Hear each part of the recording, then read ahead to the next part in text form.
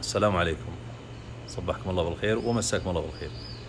الليلة هذه اللي ستأتينا إن شاء الله هي أولى ليالي العشر.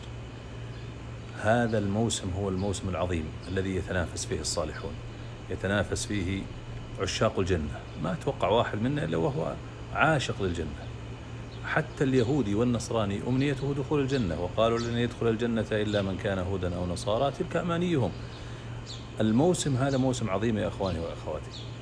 أرجوكم رجاء محب، من يريد لكم الخير، يريد لكم الله الجنة، يريد لكم المغفرة، ويحب لكم الخير كما يحب لنفسه. شمروا عن سواعد الجد، استعدوا، ابذلوا ما تستطيعون، انطرحوا بين يدي الله عز وجل، توبوا إلى الله جميعا أيها المؤمنون. رب العالمين فتح لنا أبواب من الخير والرجاء. لا تستعظم ذنبا مهما كان هذا الذنب، فإن رحمة الله أعظم.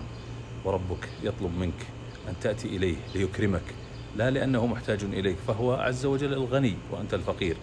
يا أيها الناس أنتم الفقراء إلى الله والله هو الغني الحميد. فانطرح بين يدي ربك لعلها أن تدركك رحمة من رحماته في هذه الليالي وهذا الموسم العظيم، فتكتب من عتقاء الله من النار، فتنجو ولن تدخل النار بعدها أبدا. إذا اعتقك الله فأنت قد نجوت وأصبحت من أهل الجنة، فيا لها من سعادة. أسأل الله أن يجعلني وإياك من أهل الجنة ويتقبل مني ومنك. السلام عليكم ورحمة الله وبركاته.